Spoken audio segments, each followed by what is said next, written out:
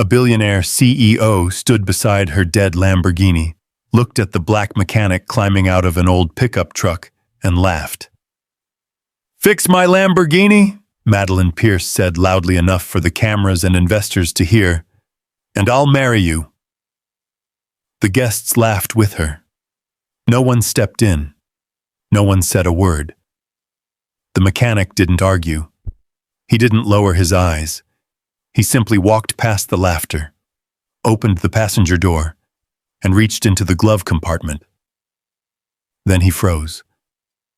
Between the owner's manual and a stack of insurance papers was an old photograph of a skinny teenage boy standing beside a rusted bicycle. Marcus Reed stared at that picture for one long second and quietly closed the compartment. The room thought they were looking at a man in oil-stained boots who fixed engines for a living. They had no idea they were standing in front of the person who had once changed that boy's entire life. And before this night was over, the joke about a Lamborghini would become the first crack in a billion-dollar empire, and the people laughing at Marcus Reed would wish they had never opened their mouths. The call came at 6:14 on a Thursday evening, right when Marcus Reed was trying to convince his daughter that canned tomato soup counted as a real dinner. "Dad, soup is not dinner," 12-year-old Naomi declared from the tiny kitchen table above the garage. "It has crackers in it," Marcus said, stirring the pot. "That makes it fancy." She laughed. The sound filled the small apartment, warm and bright against the hum of traffic outside. Then his phone buzzed. The number was unfamiliar. "Reed Automotive," a nervous woman's voice answered. "Mr. Reed? This is Cynthia Morales from Pierce Technologies. We have an emergency." Marcus glanced at the clock on the microwave. "I close at 6, I know. And I'm sorry, but our CEO's vehicle won't start. We have guests, investors, media. We called 3 specialty shops and nobody can come." Marcus looked back at Naomi. She shrugged. "You should go," she said. "You always help people." He smiled a little. "That's because I raised you right." "No," she corrected. "Because Grandma raised you right." That made him laugh. The woman on the phone sounded desperate. "It's a Lamborghini." Marcus rubbed his forehead. He'd spent most of the day fixing a delivery van and replacing brakes on a school bus. A Lamborghini was the last thing he wanted tonight. "Where?" She gave him an address almost. "North of Dallas. One of those neighborhoods with gates and private roads." He knew the area. People there usually didn't call mechanics like him. "Please," the woman said softly. "Ms. Pierce is willing to pay whatever it costs." Marcus looked at the old photograph taped beside the refrigerator. It showed him, his late wife Angela, and Naomi when she was 6. Angela had always told him something simple. Never ignore someone who needs help. He picked up his keys. "I'll be there in 40 minutes. He hung up. Naomi grinned. "See? Soup can wait." 20 minutes later, he was driving his old blue pickup north through the city. The truck rattled every time it hit a pothole. The radio barely worked. His work shirt smelled faintly of engine oil despite being freshly washed. As the skyline disappeared behind him, the houses grew larger. The roads became quieter. The streetlights looked expensive. By the time he reached the Adroa, Sas, the estate looked less like a home and more like a luxury hotel. Cars lined the circular driveway. Valets in black suits moved between them. Music floated from the backyard. Golden lights glowed from trees wrapped in tiny bulbs. A young security guard approached his truck. "Can I help you?" "I'm the mechanic." The guard looked at the pickup, then at Marcus, then back at the pickup. "You?" Marcus smiled politely. "Last time I checked." The guard cleared his throat. "Right. Follow me." As Marcus climbed out, he noticed several people staring. Some wore tuxedos, Others held champagne glasses. Every watch he saw probably cost more than his truck. Near the fountain stood a woman in a dark emerald dress. She was beautiful in the kind of way magazines liked. Tall, confident, perfect posture. Even from a distance, she looked like she was used to everyone listening when she spoke. Madeline Pierce, CEO of one of the fastest-growing software companies in Texas, the woman worth hundreds of millions of dollars. Beside her sat a silver Lamborghini, its headlights dark. A small crowd surrounded it.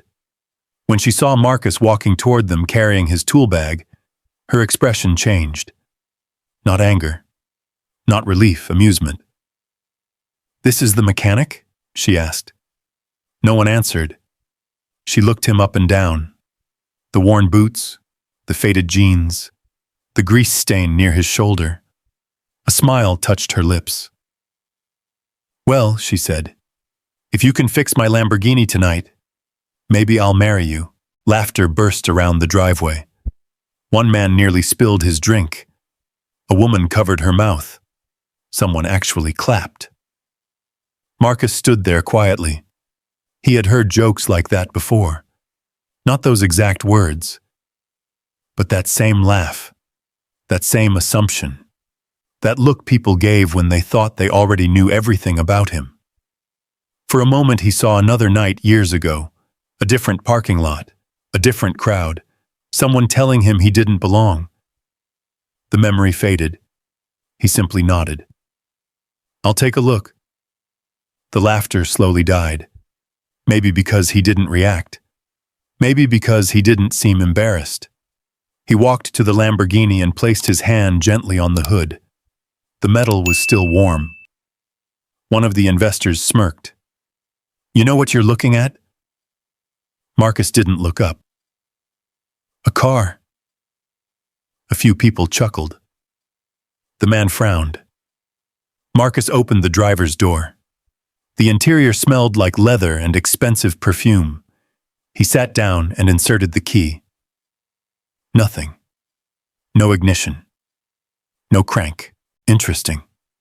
He looked around the dashboard, then toward the passenger seat. A photograph partly stuck out from the glove compartment. It was old. The edges were bent. Without thinking, Marcus opened the compartment slightly. The picture slid into his hand. A teenage boy stood beside a rusted bicycle. He couldn't have been more than 16. He was smiling. Marcus stopped breathing. The world around him seemed to disappear. The music, the laughter, the clinking glasses. Everything. Because he knew that face. He knew it as surely as he knew his own. The boy had once slept behind a grocery store. The boy had once eaten dinner at his kitchen table. The boy had once cried in his garage because he had nowhere else to go. Marcus slowly looked up. Across the driveway, near the edge of the crowd, stood a man in a gray suit. Their eyes met. The man's face lost all color. For one long second, neither of them moved. Then the man looked as though he had seen a ghost. Marcus slipped the photograph gently back into the glove compartment. He closed it. The laughter around him returned. Someone said, "Any luck, mechanic?" But Marcus barely heard them, because the boy in the picture had grown into a man, and that man was standing 20 feet away, watching him, as if an entire forgotten life had suddenly walked back into the room. Then the man took one slow step forward, and Marcus knew this night had just become something far bigger than a broken Lamborghini. The man stopped after only a few steps. He looked older now.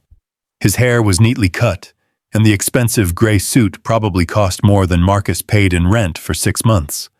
But his eyes were exactly the same. Marcus remembered those eyes. He remembered seeing them beneath the loading dock behind Carson's grocery 20 years earlier. Cold, hungry, terrified. "Daniel?" Marcus said softly. The man swallowed. His lips parted, but no sound came out. Someone beside him laughed. "Hey, Daniel," one of the investors called. You know the mechanic? Daniel didn't answer. His eyes stayed on Marcus. Madeline noticed the strange silence. You two have met? Daniel blinked as if he had forgotten everyone else was standing there. No, he said quickly. The answer came too fast. Marcus noticed. So did Madeline. Daniel forced a smile. I don't think so. The room relaxed. A few people chuckled again. Marcus didn't. He simply looked back at the dashboard. There were questions in his mind now. Questions that had nothing to do with cars. He reached beneath the steering wheel and checked the fuse panel. A few seconds later, he opened the hood. The engine compartment gleamed beneath the estate lights. One of the investors walked closer, sipping champagne. You really work on these things? Marcus glanced at him. I work on anything with an engine. The man smiled. That truck of yours out front doesn't exactly scream Lamborghini expert. A few people laughed again. Marcus ignored them. The investor wasn't finished. No offense, but this car costs more than most houses. No offense taken. Good. I just wouldn't want you accidentally making things worse. The words hung in the cool evening air. Nobody said anything.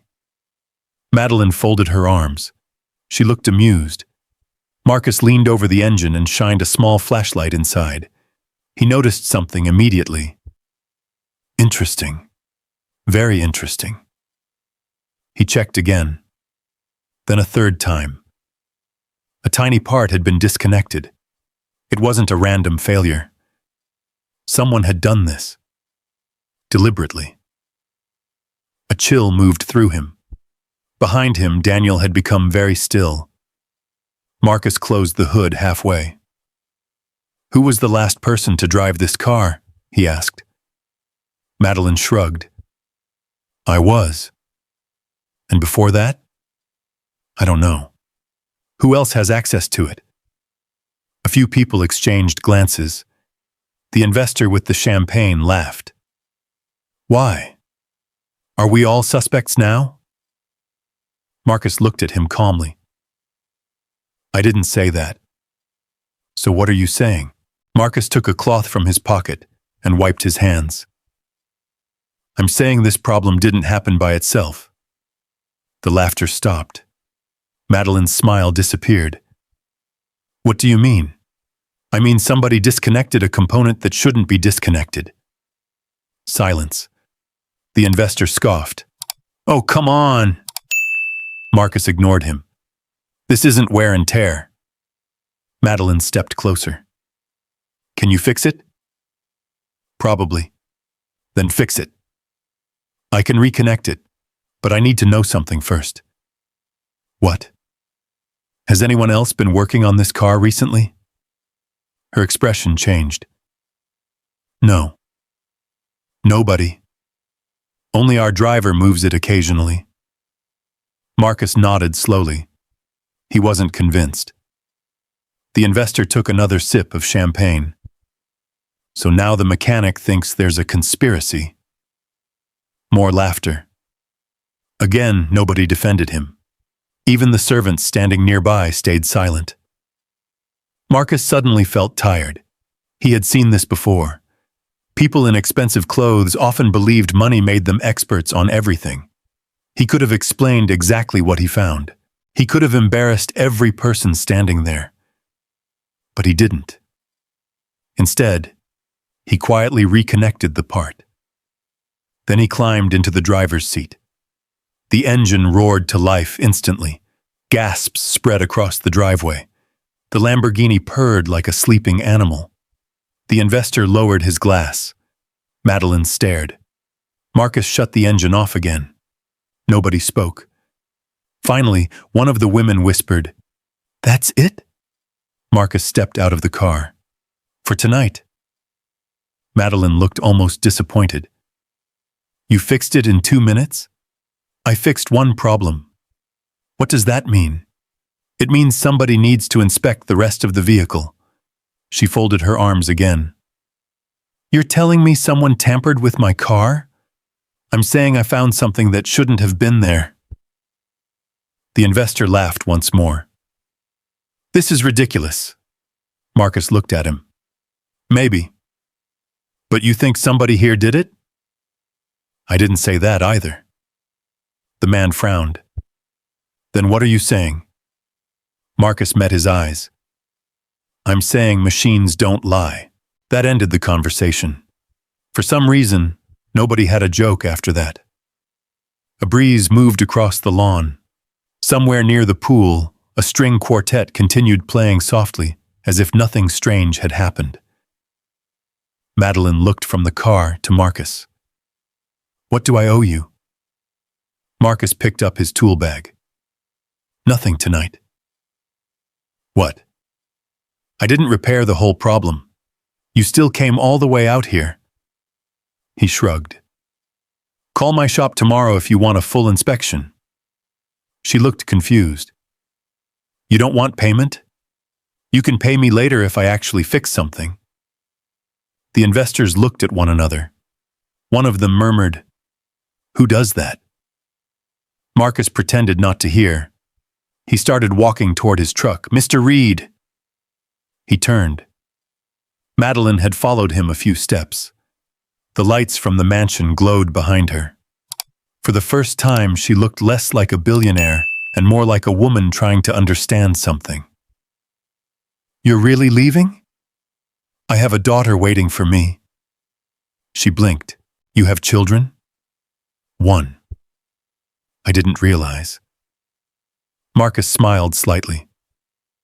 Most people don't ask. The words hit her harder than he intended. For a moment, she had no reply. Then she said quietly, Thank you for coming. He nodded. As he reached his truck, he heard footsteps behind him. Fast footsteps. He turned. Daniel Brooks stood there, close enough now that Marcus could see tears in his eyes. Neither man spoke. For a long moment, they simply stared at each other. Finally, Daniel whispered, Mr. Reed. Marcus smiled gently. You got big. Daniel let out a shaky laugh. The sound almost broke. I can't believe it's you. Marcus looked at the mansion. You work here? Daniel nodded. I'm the chief operations officer. Marcus raised his eyebrows. Well, that's impressive. Daniel looked like he might cry. You remember me? Marcus gave him a look. You think I could forget? Daniel covered his mouth with one hand. For a second, he was no longer a successful executive. He was a scared teenager again. I've looked for you, he said quietly. Marcus frowned. You have? For years. The music from the party drifted through the night. Voices and laughter floated from the lawn. But here, beside the old pickup truck, everything felt strangely still. Daniel's eyes moved to the truck, then to Marcus's worn work shirt, then back to his face. You never changed, he said. Marcus chuckled. Oh, I changed plenty, no. Daniel shook his head. You still look at people the same way. Marcus didn't know what that meant. Before he could ask, someone called from the mansion. Daniel, they're waiting for you. Daniel glanced back, then toward Marcus again. There was urgency in his face now. Can I see you later tonight? Marcus hesitated. It's getting late. Please. Something in Daniel's voice made him stop. The same tone he used years ago when he had asked if he could sleep in the garage because he had nowhere else to go. Marcus sighed. You still remember where my shop is? Daniel gave a small, disbelieving smile. I could find it in my sleep. Then come by after your party. Daniel nodded. He looked relieved, almost emotional. Then he did something strange. He lowered his head slightly, a gesture of respect. The kind a son gives a father. or a student gives a teacher. Thank you, he said softly. Marcus frowned. For what? Daniel's eyes shined. For stopping when everybody else kept driving. Marcus didn't answer, because suddenly he remembered the old photograph in the glove compartment. The bicycle, the smile, the boy. And he realized something. Madeline Pierce had been carrying that photograph in her Lamborghini, which meant she and Daniel were closer than co-workers, maybe friends, maybe something more. But one question remained. Why had Daniel kept that picture with him all these years? And why had seeing Marcus tonight looked less like surprise and more like destiny? Daniel took one step backward. I'll come by later. Marcus nodded. Then Daniel turned and walked back toward the lights of the mansion. Marcus stood there for another moment beside his old pickup. The estate behind him glowed like another world. He climbed into the truck, started the engine, and drove home beneath the Texas night, carrying a mystery that had suddenly come back from 20 years ago. He had gone to fix a Lamborghini. Instead, he had found a ghost. And before the night was over, that ghost was coming to his garage. By the time Marcus pulled into the alley behind Reed Automotive, the city had quieted. The neon sign above the shop buzzed softly. Reed Automotive, honest work, fair prices. The sign had been there for 11 years. The apartment upstairs, of course, was lit. Naomi had left the kitchen light on. She always did when she knew he was coming home late. Marcus climbed the stairs slowly. The smell of tomato soup greeted him. Dad? Naomi called from the couch. I'm home. She ran over in her socks and hugged him around the waist. You fixed the fancy car? He laughed. I think so. You think so? It might be complicated. She looked disappointed. I was hoping you'd come home driving a Lamborghini. I was hoping that too. She grinned. He heated the soup while she talked about school, her science project, and the stray cat she was trying to adopt. Marcus listened. He always listened. Because there had been a time in his life when nobody listened to him. When he was 14, his mother worked nights cleaning offices downtown and slept during the day. He learned early that silence could feel very lonely, so he listened whenever his daughter spoke. They finished dinner a little after 9. Naomi was brushing her teeth when headlights swept across the garage windows. Marcus looked outside. A black sedan had pulled into the parking lot. A man stepped out. Gray suit, polished shoes. Daniel. Marcus felt something tighten in his chest. You expecting company? Naomi asked. No. Friend? Marcus smiled. Maybe. She studied him. You look nervous. I am. That surprised even him. He opened the door downstairs before Daniel had a chance to knock. For a second, neither man moved. Then Daniel said quietly, It's really you. Marcus nodded. It's really me. Daniel let out a breath that sounded like he'd been holding it for 20 years. Can I come in? Of course. The garage smelled of oil and rubber and old coffee. A radio sat on a shelf beside a stack of tires. Tools hung neatly on the wall. Daniel looked around slowly. The place wasn't large, but it was clean. Warm. Lived in. This is yours? Marcus nodded. Everything you see. Daniel smiled. You did it. Marcus laughed softly. I fixed enough transmissions to pay the bills. No, Daniel said. You built this. Before Marcus could answer, footsteps came from the stairs. Naomi appeared wearing pajamas covered in tiny stars. She stopped. A stranger in a suit was standing in her father's garage. Daniel looked at her, then at Marcus. "You have a daughter, I do." Naomi stepped closer. "I'm Naomi." Daniel's expression softened. "Hi, Naomi. I'm 12. That's an important age." She nodded seriously. "My dad says every age is important." Daniel smiled. "Your dad says a lot of smart things." Naomi looked suspicious. "Do I know you?" "No." "Do you know my dad?" A long silence followed. Daniel looked at Marcus, then back at Naomi. "Very well." She looked between them. "You look like you're going to cry." Marcus coughed to hide a laugh. Daniel wiped one eye. "I might." Naomi nodded. "Okay." Then she turned and disappeared upstairs. The two men stood in silence. Finally, Daniel laughed. "She's exactly like you." "No, she's smarter." They both smiled. Then the smile faded. Daniel looked around the garage once more. "I've imagined this place." Marcus frowned. "What?" "I used to wonder where you ended up. You said you looked for me." "I did." He walked slowly toward the workbench. There was an old photograph in a frame.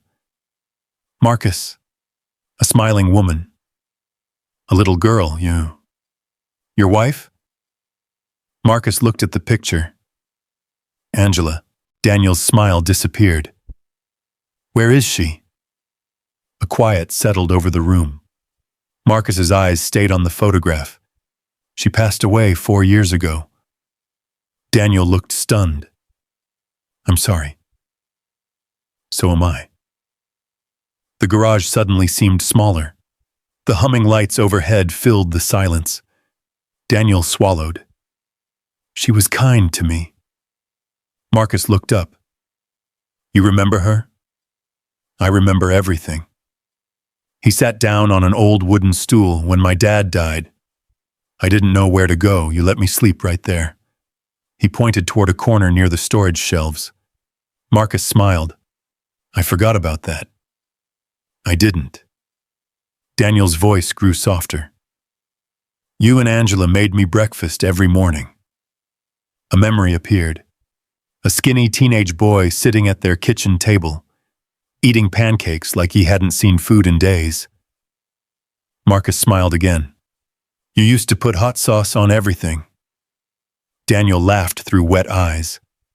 "I still do." Silence returned.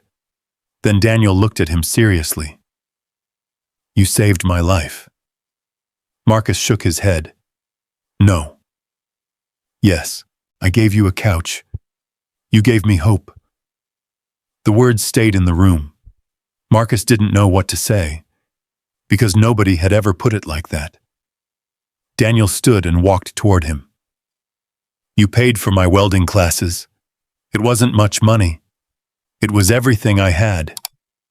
You earned your own success."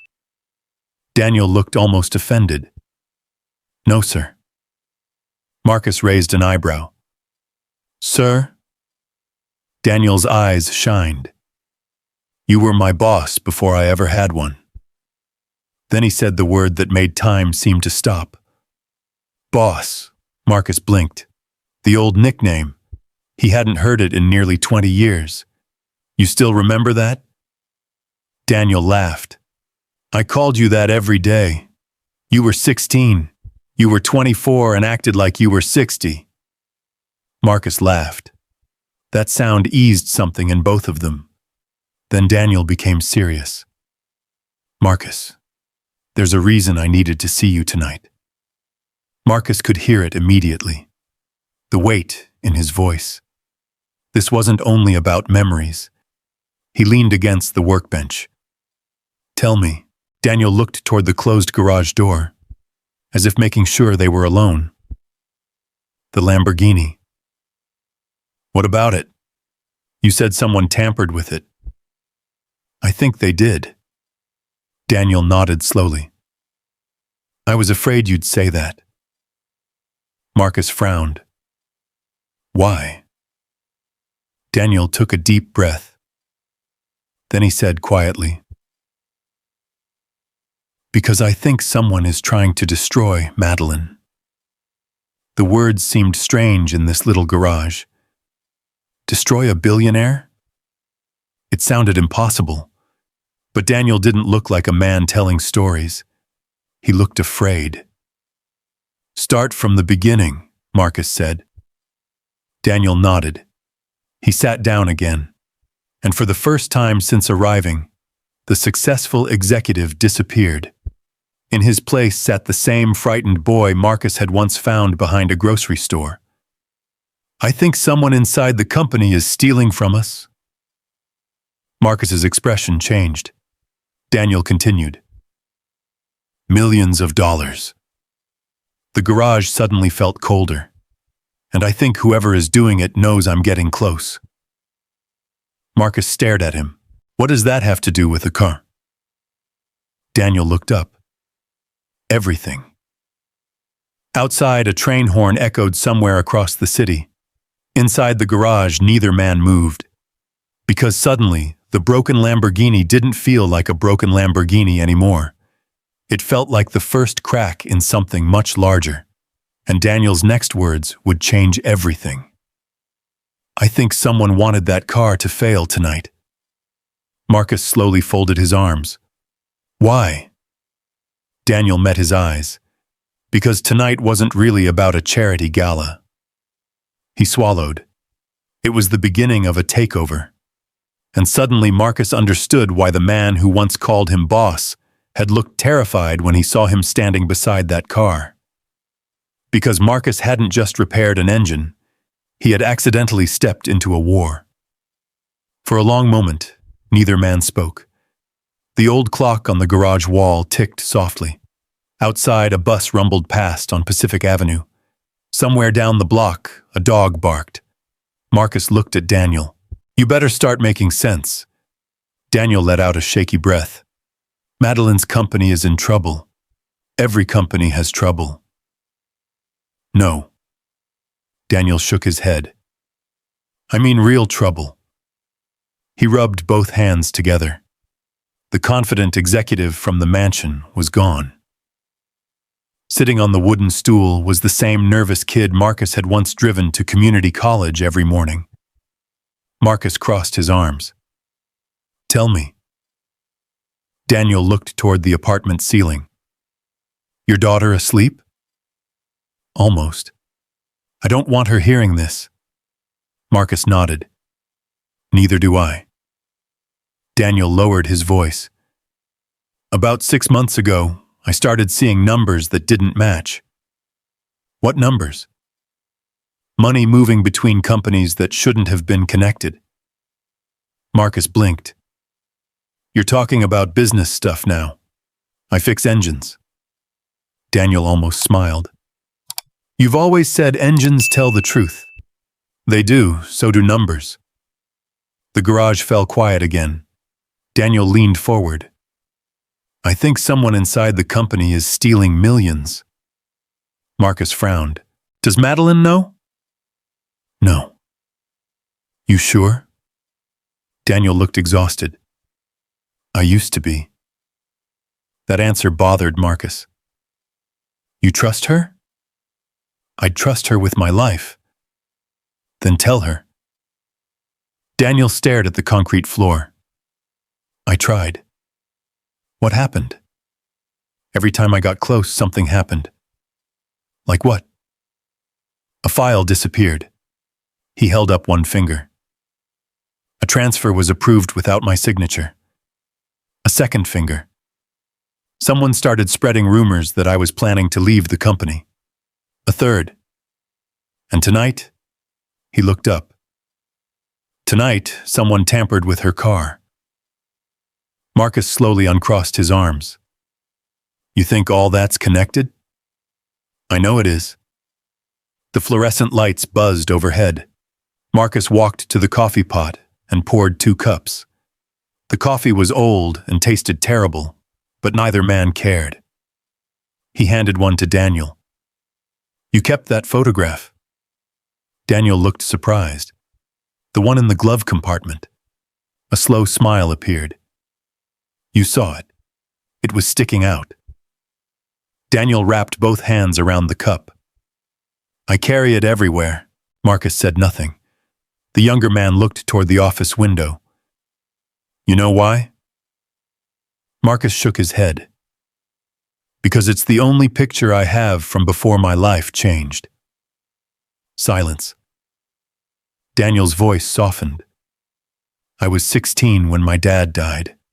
Marcus remembered. A rainy November. A grocery store manager calling because a kid was sleeping behind the dumpster. The same kid refusing to go to a shelter. The same kid pretending he wasn't hungry. I remember. Daniel swallowed. I thought my life was over. It wasn't. It was to me. His eyes glistened. I couldn't pay rent. I couldn't stay in school. I didn't even know where my next meal was coming from.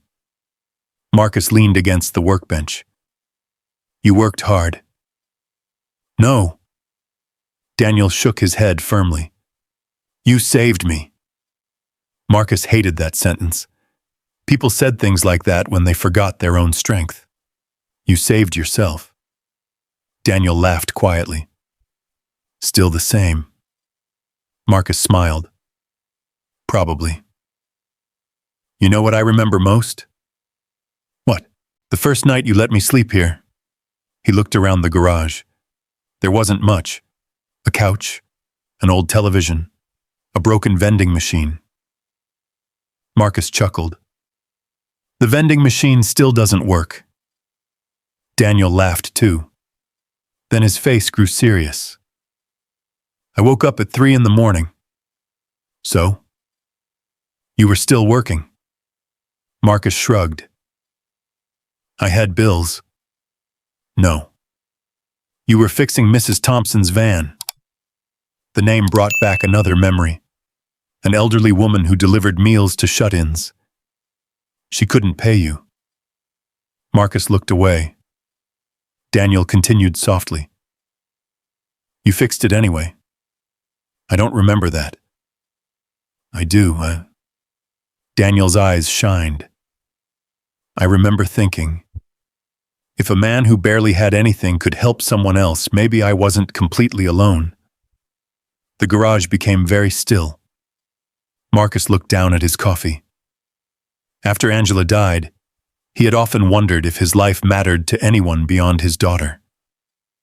Listening to Daniel now felt strange, like hearing about someone else. You changed my whole life, boss. The old nickname filled the room.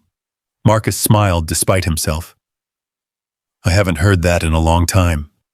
I never stopped calling you that. You probably should have. Daniel shook his head. Never. Footsteps sounded upstairs. A door opened. Then Naomi appeared at the top of the stairs. She rubbed her eyes. Dad? Marcus looked up. Everything okay? I couldn't sleep.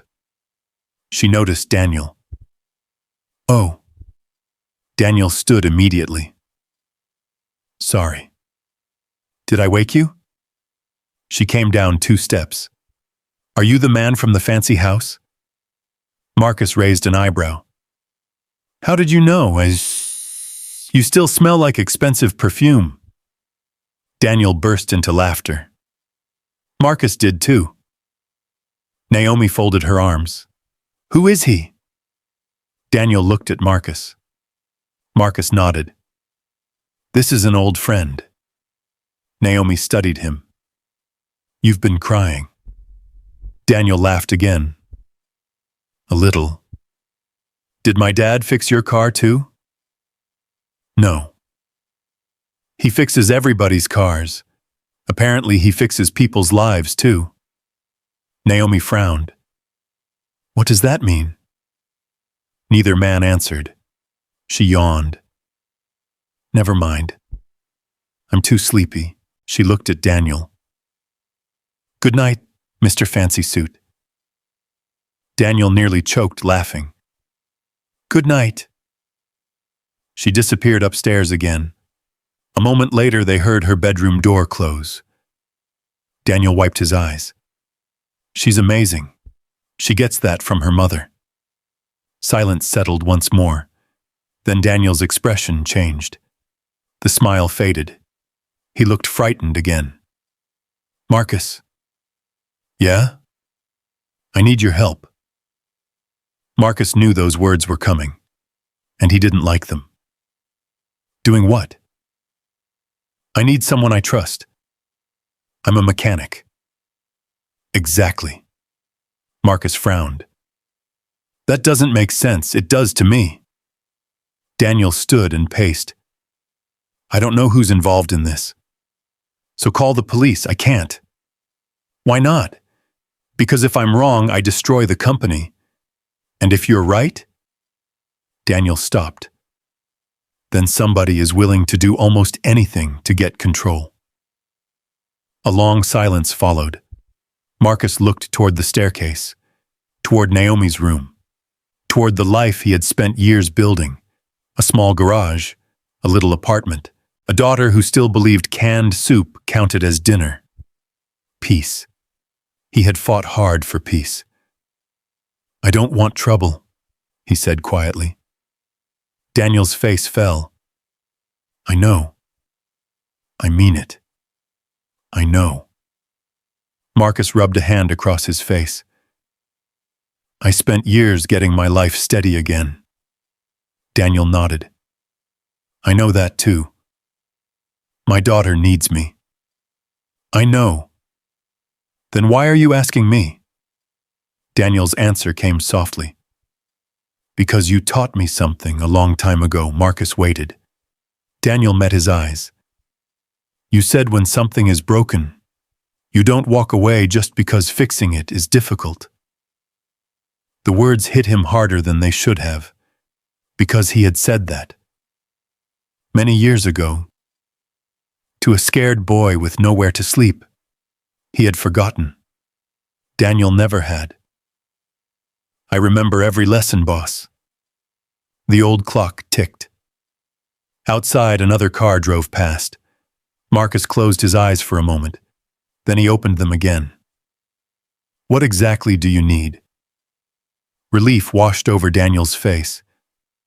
I need you to tell me everything you saw in that Lamborghini. Marcus sighed. Because he already knew. This was no longer about a car. No longer about a joke. No longer about a photograph.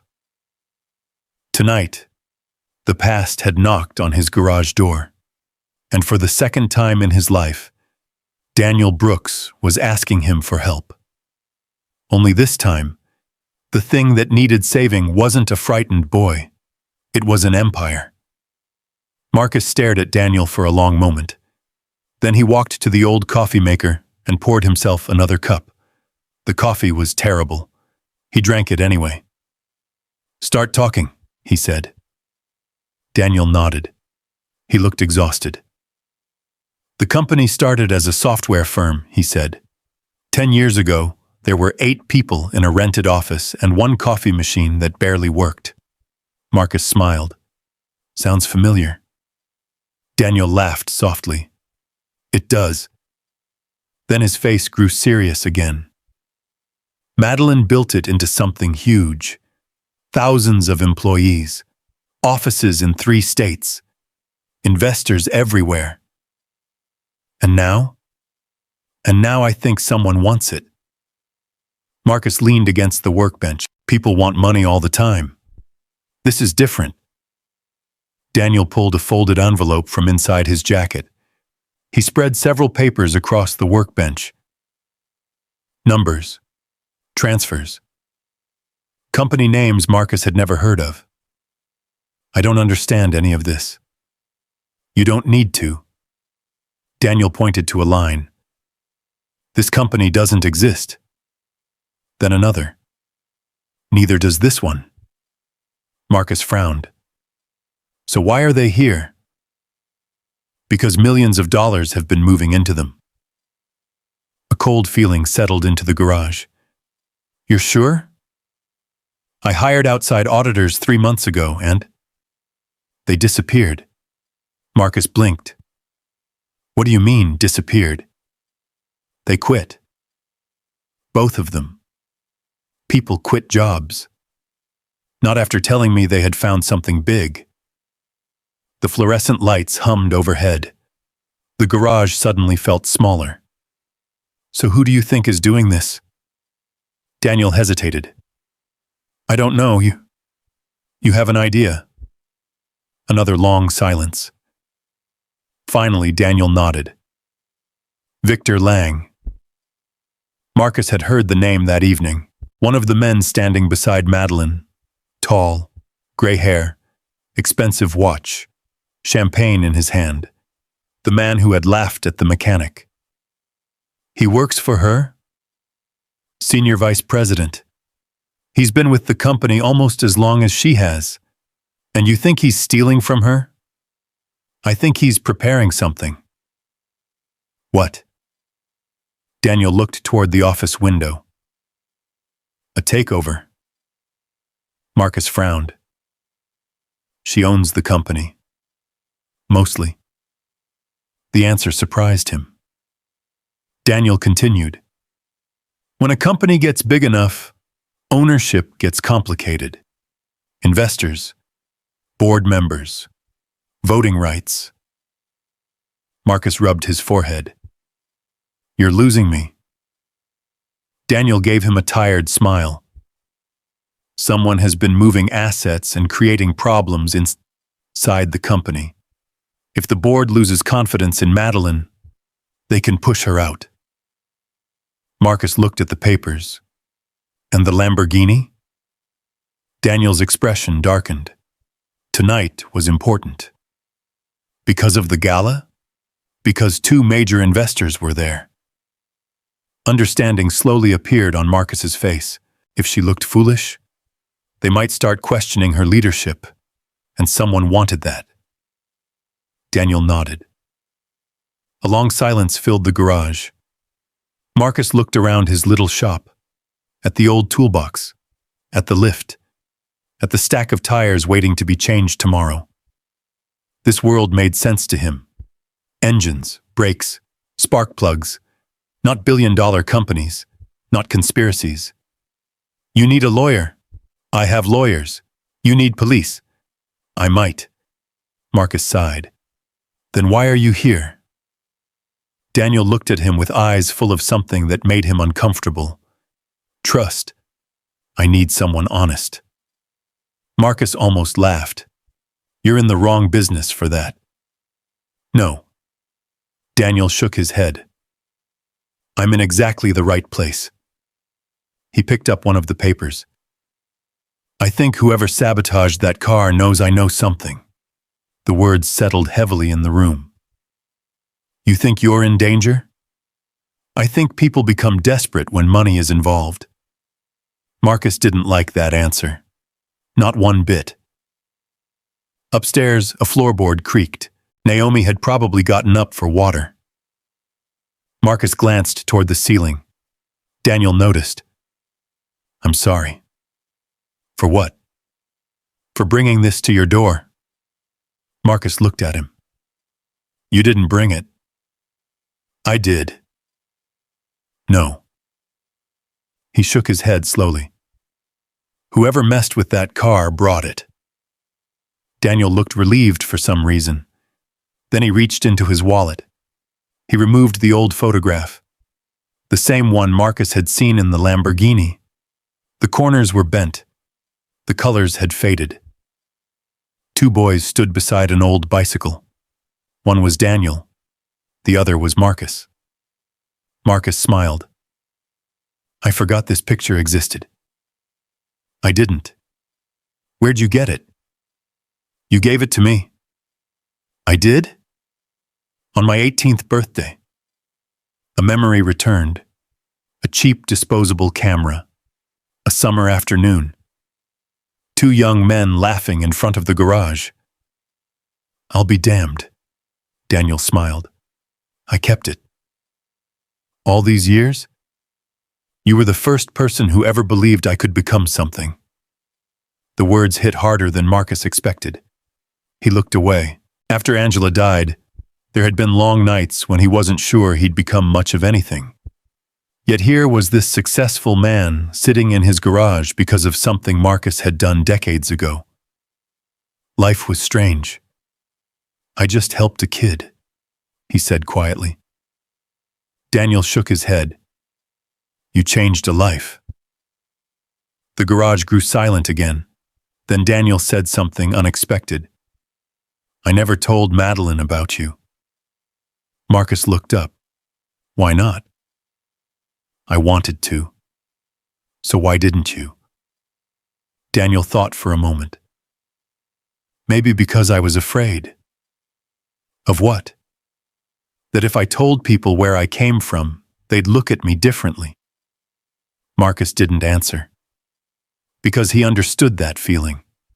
The fear of being judged. The fear of people deciding your worth before they knew your story. Daniel smiled sadly. "Funny, isn't it?" "What is?" "Tonight she judged you because of your clothes." Marcus chuckled.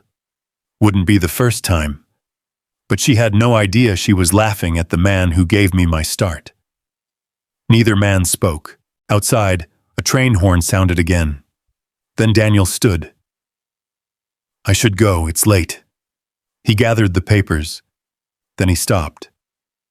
"Marcus? Yeah? If I need your help again."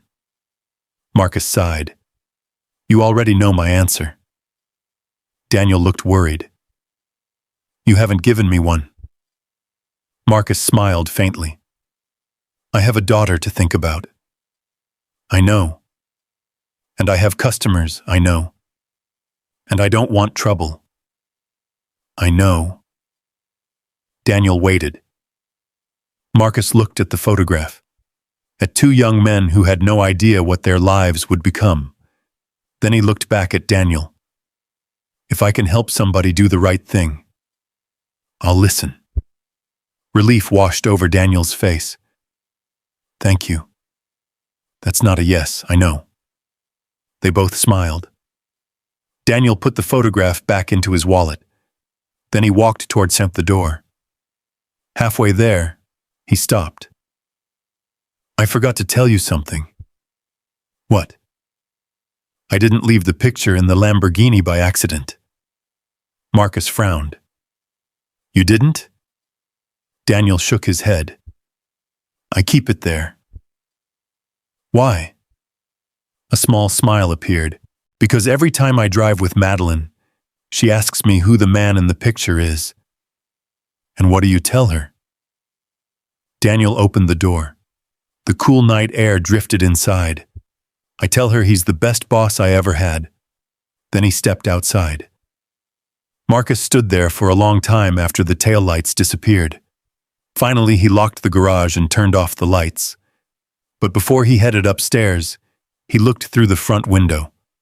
Across the street, under a broken street lamp, a black SUV sat quietly at the curb.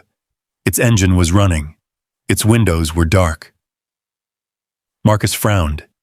He didn't recognize the vehicle. After a few seconds, the SUV slowly pulled away and disappeared into the night. A strange feeling settled in his chest, because suddenly Daniel's warning didn't seem so far-fetched anymore. Someone had sabotaged a Lamborghini. Someone might be stealing millions. And now, for the first time, Marcus couldn't shake the feeling that somebody else knew exactly where to find him. He locked the front door and stood in the dark garage for another minute. The street outside was empty again. No black SUV, no headlights, nothing. Just the soft glow of the laundromat sign across the street and the distant sound of traffic from the highway. Finally, he climbed the stairs. Naomi's bedroom door was open a few inches. She had fallen asleep with a science book on her chest. Marcus smiled. He carefully removed the book and pulled the blanket over her shoulders. On her nightstand sat a photograph of her mother. Angela's smile looked exactly the way he remembered it.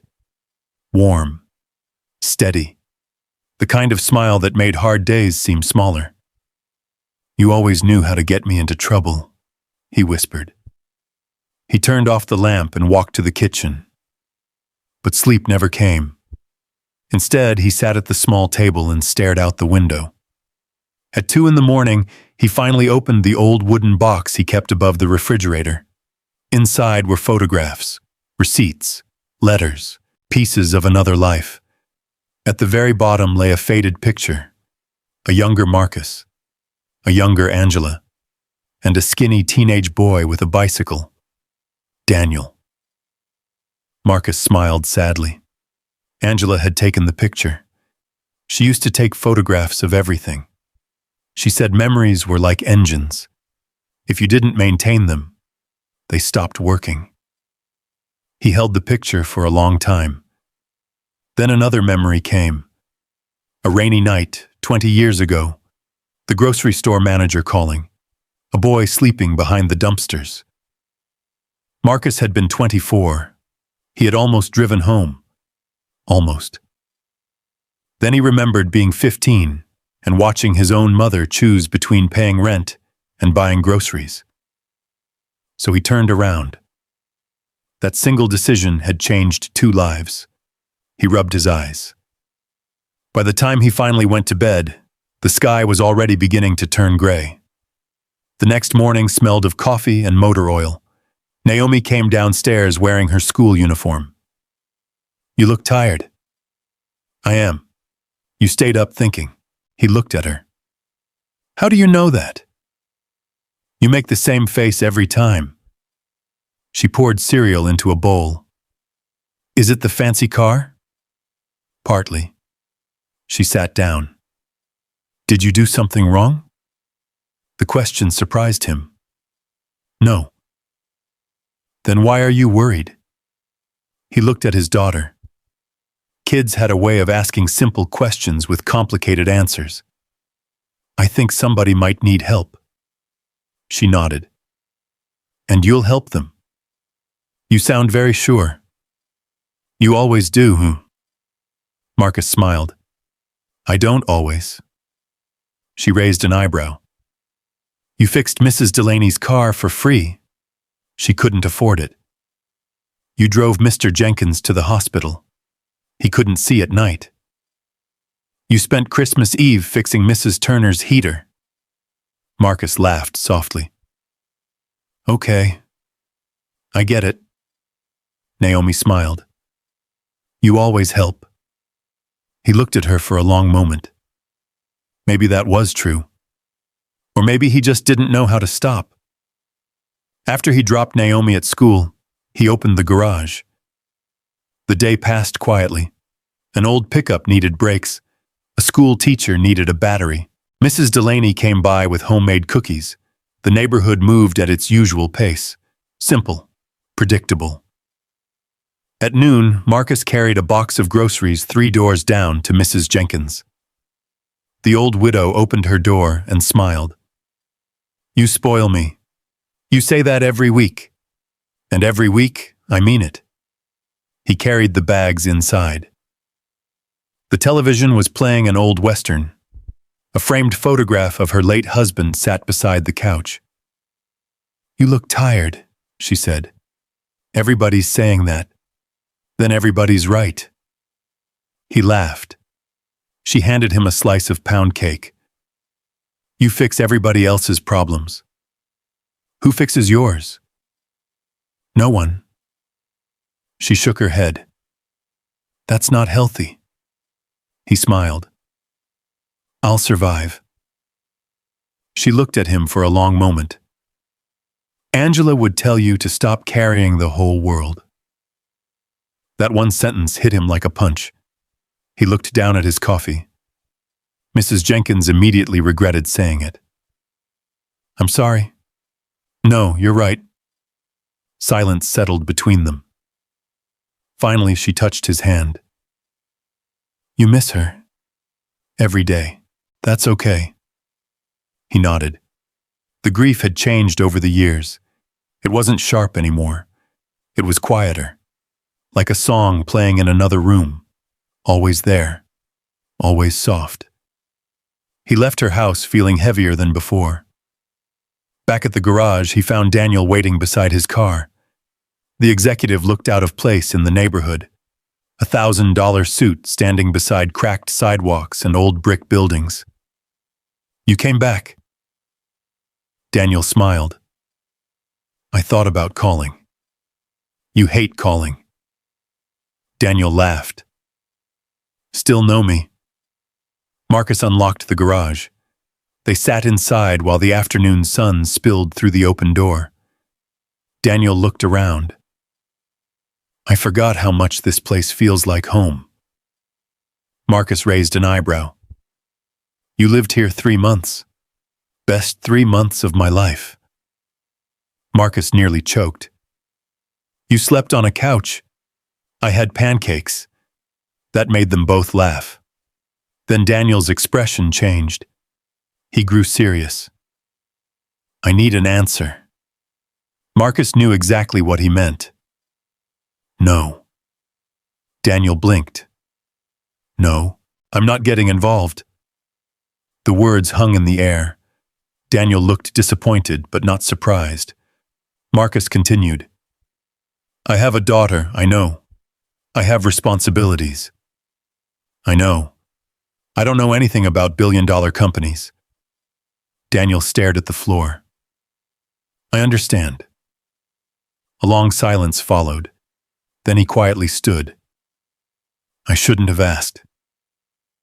Marcus felt guilty immediately, because the face in front of him was not the face of an executive. It was the face of the 16-year-old boy from 20 years ago. Daniel. He stopped. I didn't say I wouldn't listen. Hope flickered across his face. Marcus sighed. I just can't become part of some corporate war. I don't want you to. Then what do you want? Daniel reached into his briefcase. He pulled out a folder. I want you to look at something. Marcus frowned. I already told you.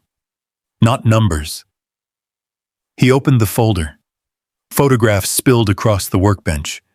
Marcus picked one up. A parking garage. Another. A warehouse. Another. The Lamborghini. He looked at Daniel. What is all this? I hired a private investigator. Marcus kept flipping through the pictures. Then he stopped. One image showed the open engine compartment of the Lamborghini. The date stamp was from 3 weeks earlier. Someone was leaning over the engine. The face was hidden, but another man stood nearby. Marcus recognized him immediately. Victor Lang. The same man who had laughed at him. The same man who had stood beside Madeline at the party. A chill went through him. You think he did this? I think he knows who did. Marcus stared at the photograph, then at another, then another. The feeling returned. The same one he had last night.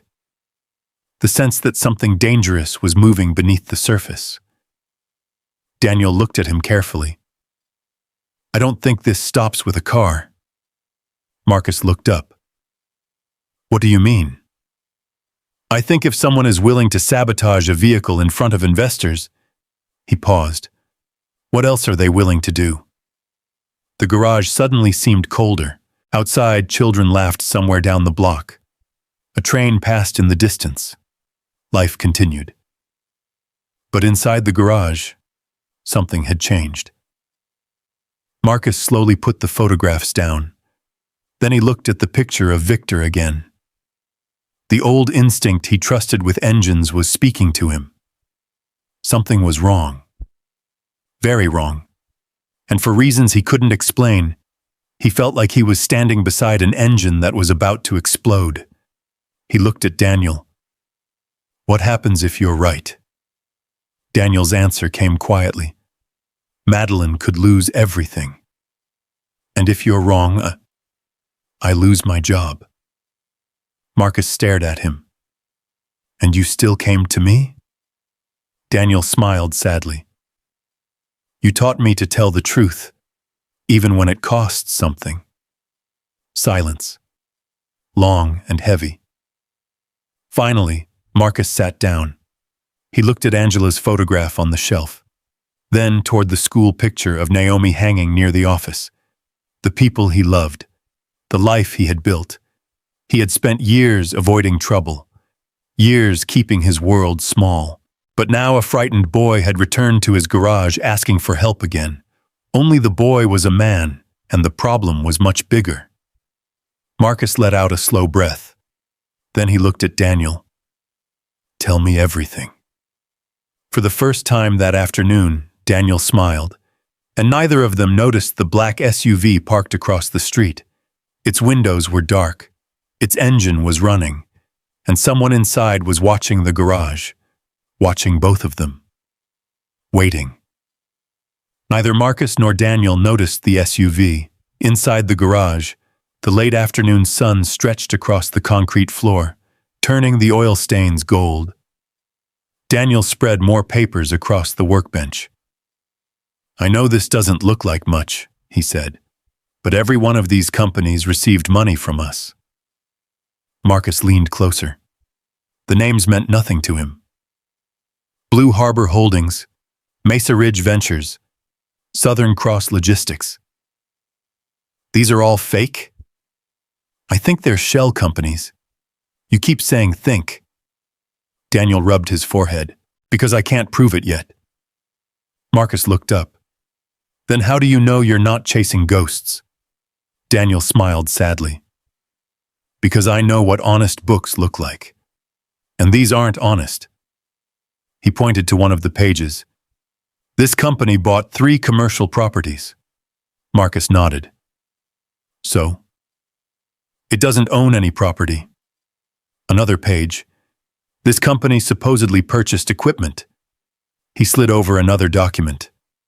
The equipment doesn't exist. Marcus frowned. So where's the money? That's exactly the question. The garage grew quiet. A car passed outside. Somewhere down the block, children were playing basketball. The ordinary sounds of the neighborhood felt strange beside the papers on the workbench. Millions of dollars. Stolen. Hidden. Moved around like pieces on a chessboard. You think Victor's behind this? Daniel hesitated. I think he's involved. That's not the same thing. No. Then why suspect him? Daniel Opstil took a deep breath. Because every time I get close to something, he's there. Marcus folded his arms. Meaning? He approves transfers. He attends meetings nobody else knows about. And somehow, he always knows information before anyone else. Maybe he's just good at his job. Daniel looked at him. You don't believe that? Marcus didn't answer. Because he didn't. The man at the mansion had laughed too hard. Some people did that when they were nervous. Others did it when they wanted to control the room. Victor Lang looked like the second kind. Daniel pulled out another photograph. This one showed the underground parking garage beneath company headquarters. Victor stood beside a black sedan. A second man stood with him. The face was hidden beneath a baseball cap. What am I looking at? I don't know, then why show me? Daniel turned the picture over. There was a date on the back. The same day the Lamborghini had last been serviced. Marcus looked at him. You think this man touched the car? I think Victor met him. And 2 days later, the Lamborghini started having problems. Silence. Marcus tapped the photograph with one finger. Who took this? The investigator. You trust him? I used to. Marcus raised an eyebrow. Used to? He stopped answering my calls yesterday. The room suddenly felt colder. That's not good. No. A long silence followed. Then Marcus sighed. I don't understand why any of this matters to me. Daniel looked almost hurt. It doesn't. Good. It matters to me. Marcus looked at him. The same kid. Different face, same eyes. Daniel continued. When I was 16, nobody wanted anything to do with me. He smiled faintly. You did. Marcus said nothing. I know I don't have the right to ask for more. You don't. Daniel laughed softly. I know, but if this company collapses, thousands of people could lose their jobs. That made Marcus pause. Daniel continued. People with kids, mortgages, medical bills. He looked around the garage. People like your customers. Marcus slowly sat down. That was different. He understood that. An engine failing affected one family. A company failing affected thousands. I need proof, he said quietly. Daniel blinked. What? You need proof. Hope appeared in the younger man's face. Will you help me? I'm listening. Daniel nearly smiled. I can get you inside the building. Marcus laughed. To do what? Change the oil? I need someone to inspect the Lamborghini again. Marcus frowned. What does the car have to do with company records? I think whoever sabotaged it made a mistake. Marcus looked up. What kind of mistake? The replacement part. Now he had his attention. Daniel continued. If someone tampered with the vehicle, they might have purchased parts through company accounts. Marcus's eyes narrowed. That would leave a paper trail. Daniel nodded. Exactly. For the first time all afternoon, Marcus looked interested. Machines left evidence. Receipts left evidence. People made mistakes. Eventually. Can you get access to those records? I can try. The old clock ticked. Marcus rubbed his chin. This still sounds dangerous. Daniel smiled weakly. It probably is. At that exact moment, Naomi burst into the garage. She still wore her school sweatshirt and held a math notebook. Dad, I need help with fractions. Both men looked up. She stopped. Oh. Daniel smiled.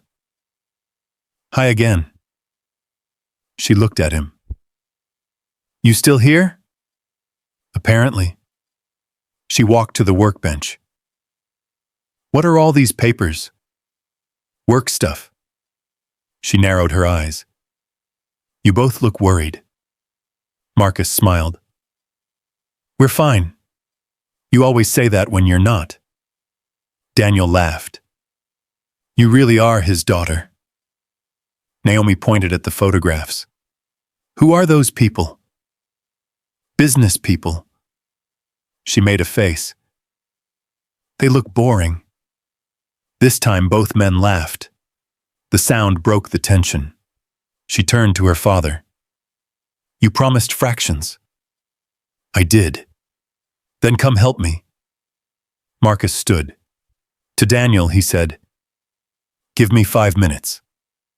Upstairs, Naomi spread her homework across the kitchen table. She watched her father carefully. Something's wrong. He sighed. Why does everybody know that today? Because your eyebrows do a thing. My eyebrows? She nodded. The worried thing. Marcus laughed despite himself. They worked on fractions for 20 minutes. When they finished, she closed her notebook. Is it because of the fancy car lady? Partly. Did she hurt your feelings? The question caught him off guard. No. Because if she did, she's mean. He smiled. Life's a little more complicated than that. She looked unconvinced. Then she surprised him. Grandma used to say people who laugh at other people are usually afraid of something. Marcus looked at his daughter. Sometimes children sounded very old. What are they afraid of? She shrugged. Maybe they're afraid they're not as special as they think. He stared at her, then laughed softly. That's pretty wise. She smiled proudly. He kissed the top of her head and headed downstairs. Daniel was standing by the open garage door, looking outside. What is it? Marcus asked. Daniel turned. I think we've got company. Marcus walked beside him. Across the street, beneath the broken street lamp, sat the same black SUV. Its engine was running. Its windows were dark. Neither man spoke. After a few seconds, the headlights came on. Then, slowly, the SUV pulled away. It turned the corner and disappeared. Daniel looked pale. That's the same vehicle. You've seen it before? He nodded. Twice. A cold feeling settled in Marcus's stomach. You sure? I'm sure. Silence. The garage suddenly didn't feel as safe as it had an hour ago. Daniel looked at him. I think someone knows I'm talking to you. Marcus didn't answer, because for the first time since this whole thing started, he thought Daniel might be right. Then his phone rang. An unknown number. He answered. Marcus Reed. A man's voice spoke calmly. Mr. Reed, this is Victor Lang. Marcus's eyes met Daniel's. The younger man went completely still. Victor continued. I understand you looked at Ms. Pierce's Lamborghini. A pause. I'd very much like to speak with you. The garage seemed to hold its breath. Marcus looked toward the dark street outside, then back at Daniel. And suddenly, the war he had hoped to avoid had just called him directly. Marcus held the phone against his ear. Beside him, Daniel looked like all the blood had drained from his face. Mr. Reed? The voice said again. Victor Lang sounded calm. Too calm. This is Victor Lang. I heard you the first time. A soft chuckle came through the phone. I understand you were kind enough to look at Ms. Pierce's Lamborghini. Marcus glanced through the garage window toward the dark street. That's right. I was hoping we could have a conversation. About a car? About several things. Marcus didn't answer. Victor continued. I don't like important matters being discussed in parking lots and garages. A long pause. Then he added, Perhaps we could meet. Daniel slowly shook his head. Marcus saw it immediately. Don't do it. Where? Marcus asked. The Blue Heron Restaurant.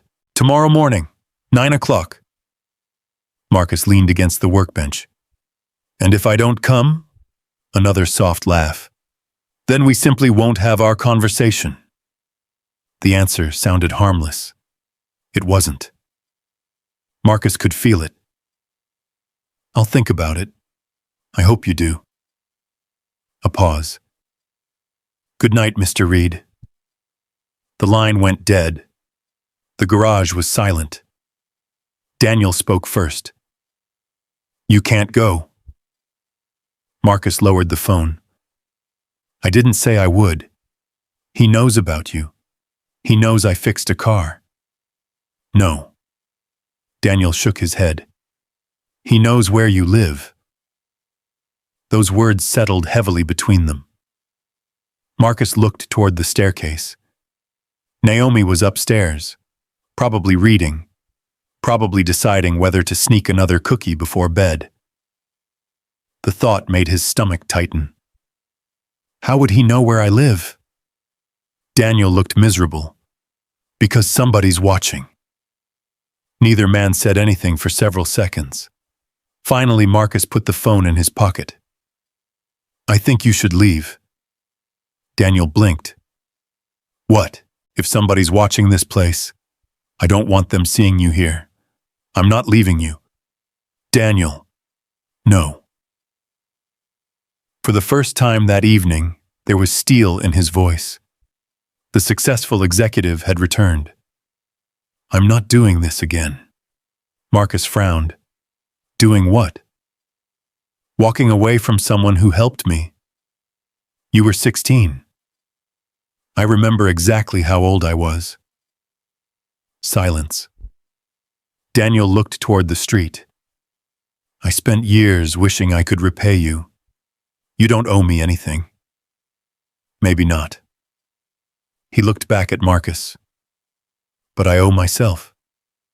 The older man sighed. You always were stubborn. Daniel smiled. I learned from the best. That almost made Marcus laugh. Almost. Instead, he walked to the office window. The black SUV was gone, but somehow the darkness outside felt different now. Less safe, more watchful. You should go home, he said quietly. Daniel didn't move. Finally, after another minute, he nodded. I'll call you in the morning. Fine. And don't meet Victor alone. We'll see. No. Daniel stepped closer. I'm serious. Marcus looked at him. There it was again. The same expression he used to wear as a teenager. The look that said he was afraid for someone else. I'll think about it, Marcus said. Daniel didn't seem happy with the answer, but it was all he was getting. At the door, he stopped. Lock everything tonight. Marcus raised an eyebrow. You think somebody's coming after me? Daniel looked back at him. I don't know what I think anymore. Then he left. The taillights disappeared down the street. Marcus locked the garage, checked the front door, checked it again, then climbed the stairs. Naomi was on the couch, hugging a pillow. You okay? She asked. He smiled. Sure. You do the eyebrow thing again. He laughed softly. I need to stop doing that. She sat up. Was the fancy suit man worried? A little. About the car? Something like that. She thought about it. Then she said, You should be careful. Marcus blinked. Why? Because people with too much money are weird. He laughed despite himself. Where did you hear that? Mrs. Delaney. Remind me never to let you two spend unsupervised time together. Naomi grinned. Then she looked at him seriously. Are we in trouble? The question hit harder than it should have. No. You promise? He looked at her. The truth was, he didn't know, but there were some things children shouldn't carry. I promise. She seemed satisfied. Okay. She hugged him quickly and headed toward her room. At her bedroom door, she stopped. Mom used to say, brave people get scared too. Marcus looked up. She did. Maybe you're just being brave. Then she disappeared into her room. The apartment became quiet. Marcus stood there for a long time. Later, after Naomi had gone to sleep, he sat alone at the kitchen table. Angela's photograph sat beside the lamp. He picked it up. You always picked interesting people to bring home, he said softly. Her smile never changed. Outside, rain began to fall. Soft at first, then harder. By midnight, it was pouring. Marcus finally went to bed. He didn't sleep much. At 6:30 the next morning, he was already making coffee. At 7, his phone rang. Unknown number. Again. He answered. Marcus Reed. A woman's voice came through. Mr. Reed? This is Madeline Pierce. He straightened. Good morning. I hope I'm not calling too early, no. There was a pause. I wanted to thank you again for helping me the other night. You're welcome. And I have a question. Okay. Did you really think someone tampered with my car? Marcus looked out the kitchen window. Rain dripped from the fire escape. Yes. Silence. Then she said quietly, I was afraid you'd say that. He frowned. Why? Because this morning I found something strange. Now he was listening. What? The security footage from my garage is gone. Marcus sat down slowly. What do you mean, gone? It was deleted. The rain outside suddenly sounded louder. Who has access to it? Very few people. Another pause. Mr. Reed. Should I be worried? Before he could answer, another phone buzzed. Daniel. He ignored it. Then a second call came, and a third. Finally, a text appeared. Don't go to the restaurant. Marcus's stomach tightened. Madeline was still talking. I know this sounds ridiculous, but... He interrupted her. Ms. Pierce, where are you right now? In my office. Are you alone? A pause. No. Good. Another text from Daniel appeared. He's coming to you. Marcus stood. Ms. Pierce, I need you to listen carefully. The rain pounded against the windows. What is it? She asked.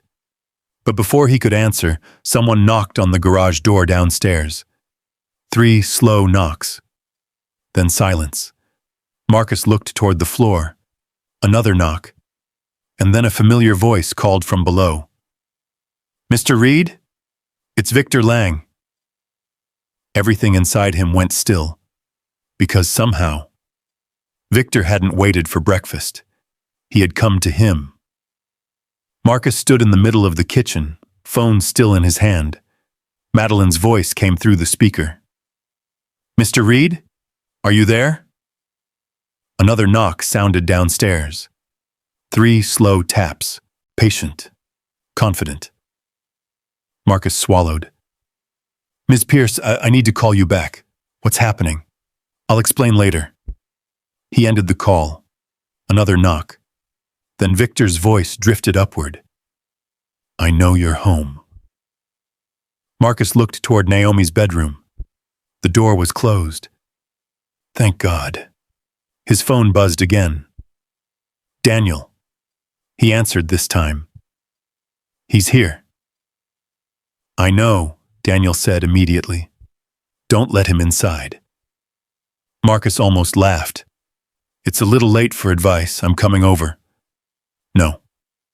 I'm already in the car. The line went dead. Marcus slipped the phone into his pocket. Then he walked downstairs. Rain still tapped against the windows. The garage felt colder than usual. He unlocked the front door, but left the chain in place. Victor Lang stood outside beneath a black umbrella. He wore a navy overcoat and leather gloves. Behind him, the same black SUV sat at the curb. Its engine idled softly. Victor smiled. Good morning. Marcus didn't smile back. What do you want? Victor looked around the garage. May we speak? We're speaking. The older man chuckled. I'd prefer something more comfortable. I'm comfortable. For a moment, neither man moved. Then Victor smiled again. You really are exactly what Daniel described. Marcus frowned. You've been talking about me. Not with me. Victor's smile widened. But people talk. Rainwater rolled from the edge of the umbrella. Finally, Victor reached into his coat. Marcus tensed, but the man simply produced an envelope. I brought you something. I'm not interested.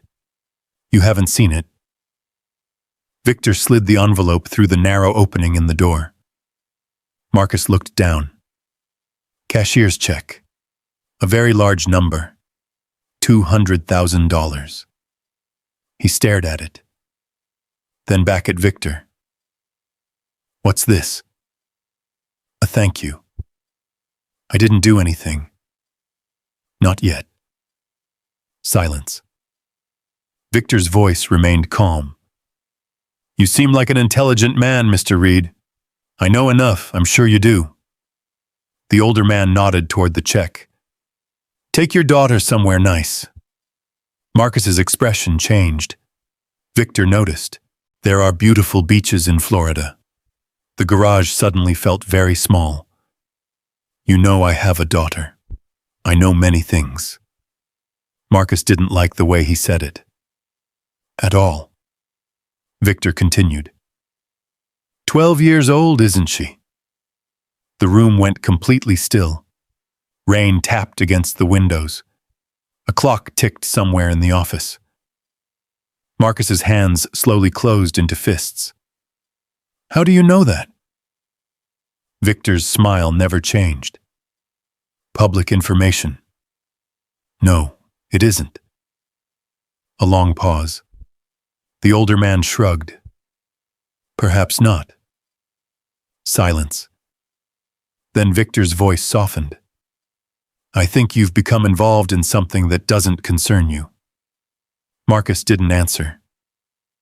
You fixed a car, that's all. Still silence. And sometimes, Victor continued, good people get hurt because they refuse to mind their own business. The words hung in the air. Marcus understood exactly what he meant. A warning, wrapped in polite language. He looked toward the staircase, toward Naomi's room, then back at the man standing outside. Are you threatening me? Victor looked offended. Of course not. You just mentioned my daughter.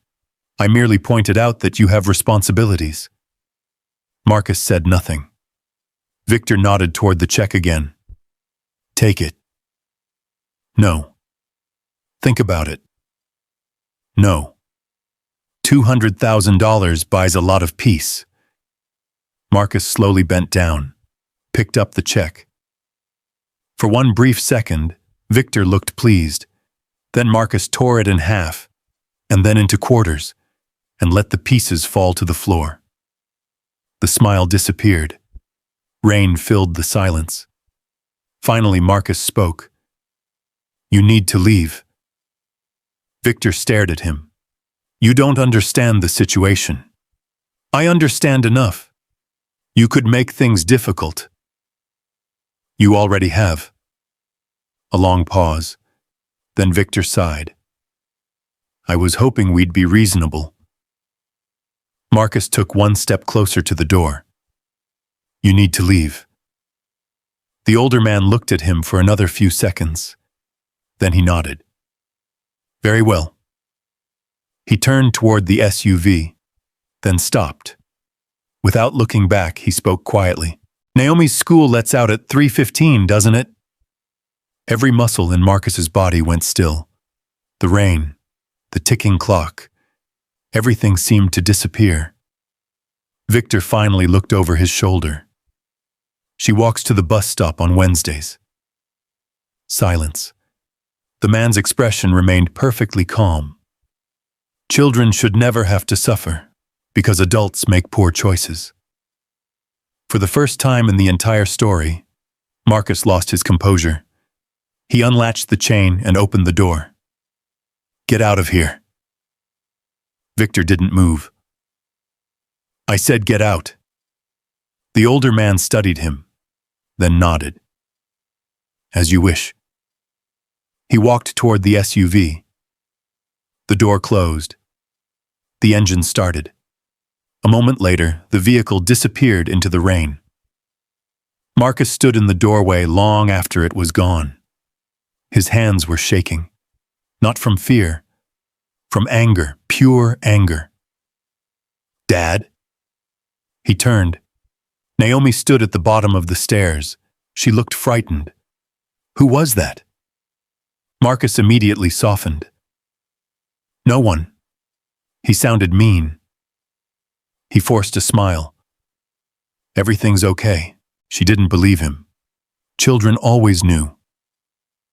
Before he could say anything else, another car pulled into the lot.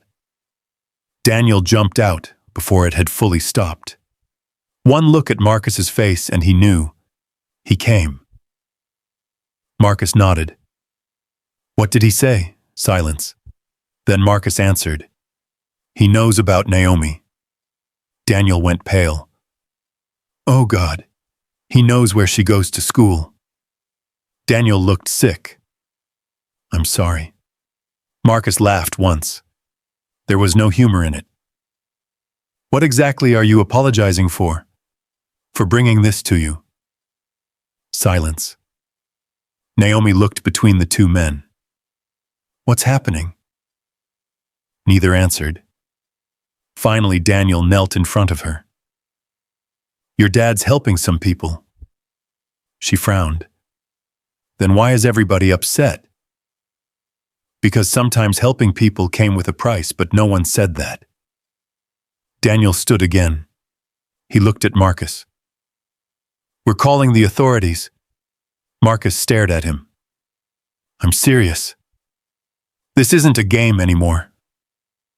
I know, no. Daniel shook his head. You don't. His voice cracked.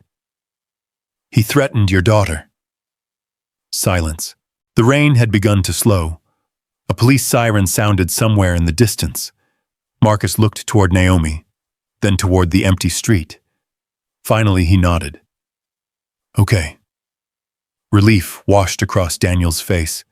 He pulled out his phone. I know someone with the FBI. Marcus blinked. The FBI. Financial crimes. The mechanic let out a long breath. This thing had become much bigger than he imagined. A sabotaged Lamborghini. Missing money. Threats. Federal agents.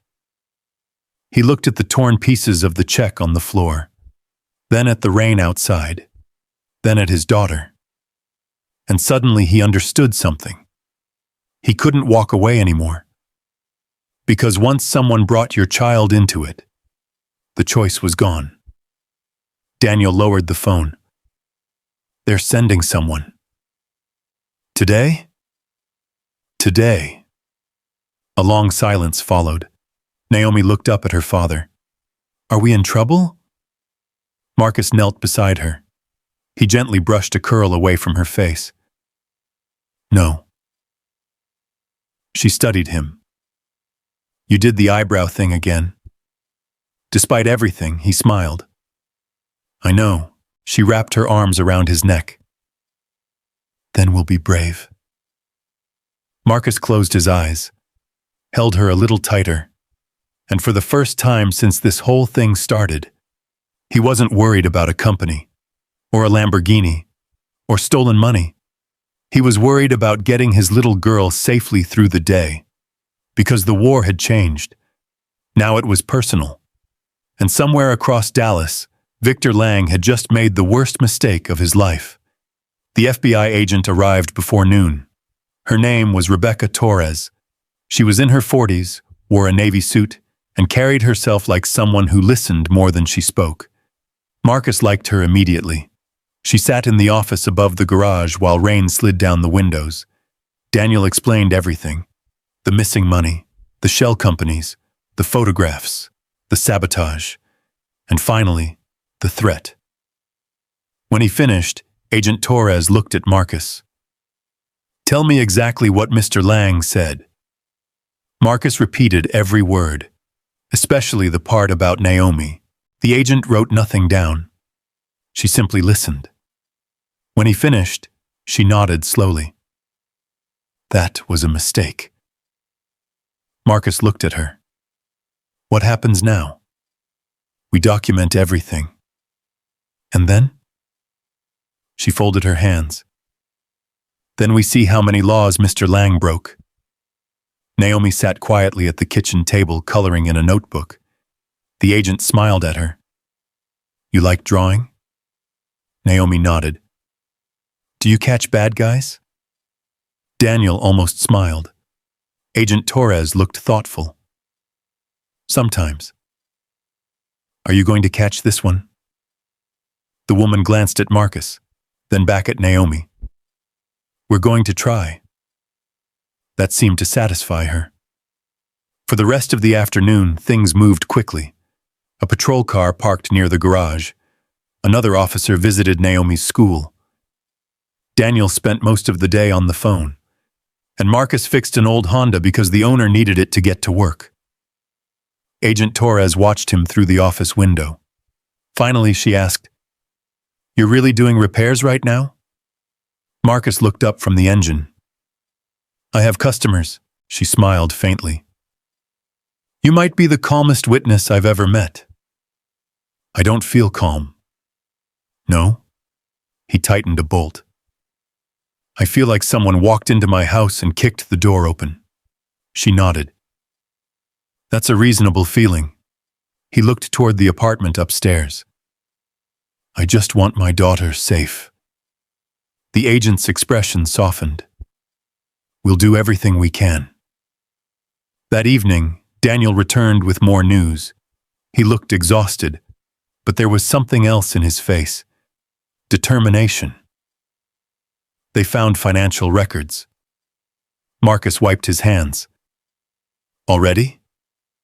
Victor's office was searched. Agent Torres raised an eyebrow.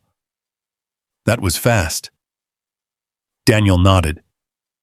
"Apparently, once someone threatens a witness's child, judges become very cooperative." A rare smile crossed her face. "What did they find?" Daniel handed her a folder, enough to start asking very uncomfortable questions. Marcus looked between them. "You two understand all this?" "No," Daniel said, "but accountants do." For the first time all day, everyone laughed. The laughter didn't last long. Daniel's phone rang. He answered, listened, then slowly lowered the phone. "What is it?" Marcus asked. Daniel looked stunned. "Madeline wants an emergency board meeting." "When?" "Tomorrow morning." Agent Torres sat forward. "Why? Because she knows." Silence. Marcus frowned. "Knows what?" Daniel looked at him. "About the money." The garage suddenly felt smaller. And she's furious. The next morning dawned clear and cold. Dallas looked washed clean after the rain. Marcus wore his best shirt. It still smelled faintly of motor oil. He had not planned on attending a corporate board meeting, but Daniel insisted. "You're a witness. I fix engines. You're still coming." Now, standing outside the glass tower of Pierce Technologies, Marcus wondered if this was all a mistake. The building seemed to touch the clouds. Employees hurried in carrying coffee and laptops. A fountain sparkled in the morning sun. Marcus looked down at his boots, then at his old pickup parked among luxury cars.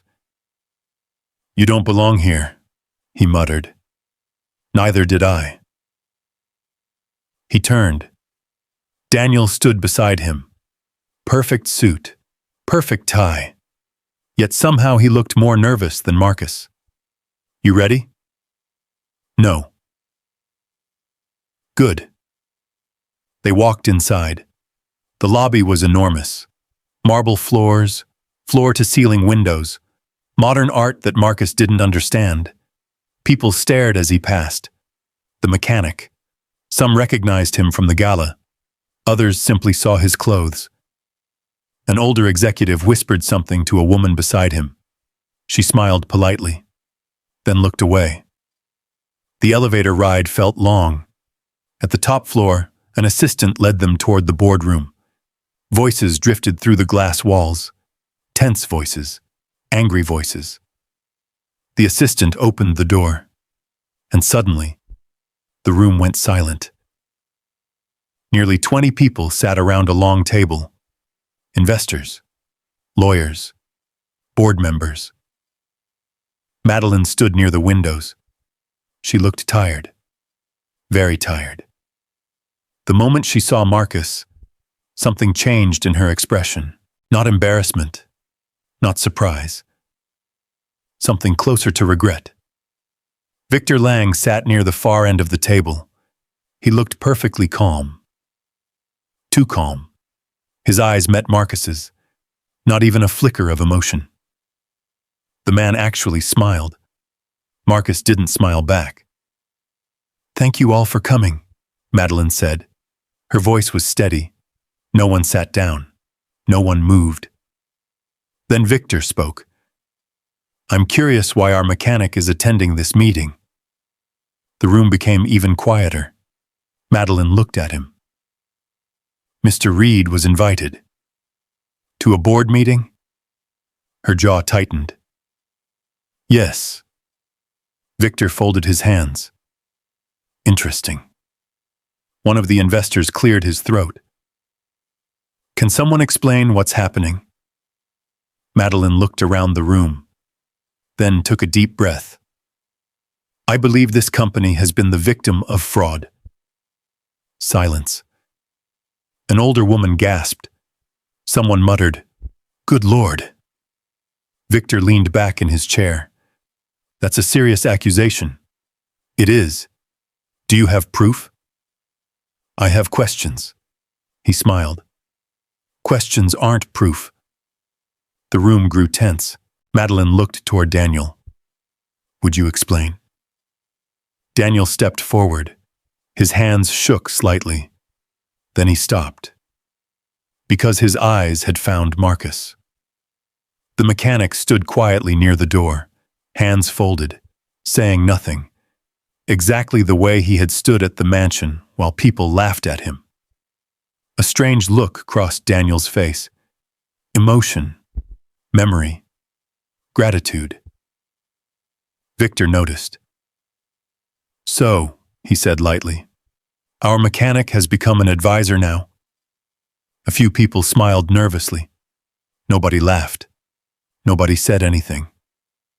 The room simply waited. And then Daniel did something no one expected. He walked across the room, stopped beside Marcus, and looked at everyone. "I need all of you to understand something." The room became very still. He looked at Madeline, then at the board, then back at Marcus. The next words came softly, but every person heard them. "This man," he swallowed, "is the reason I'm standing in this room at all." Silence. Victor frowned. Daniel's voice shook. "When I was 16 years old, I was homeless." The room stared at him. "I slept behind a grocery store. Someone dropped a pen. I had nowhere to go," he looked at Marcus. "And this man took me in." A long silence. Then Daniel smiled through wet eyes. "I've called a lot of people sir in my life." He paused.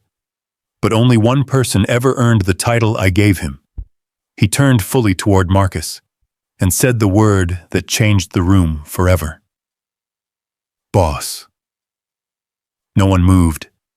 No one breathed. The room simply stared. Because suddenly, the mechanic by the door wasn't just a mechanic anymore. He was something none of them had seen coming. He was the man who had built one of their most respected leaders. And for the first time since the gala, every person who had laughed at him wished they hadn't. No one in the boardroom moved.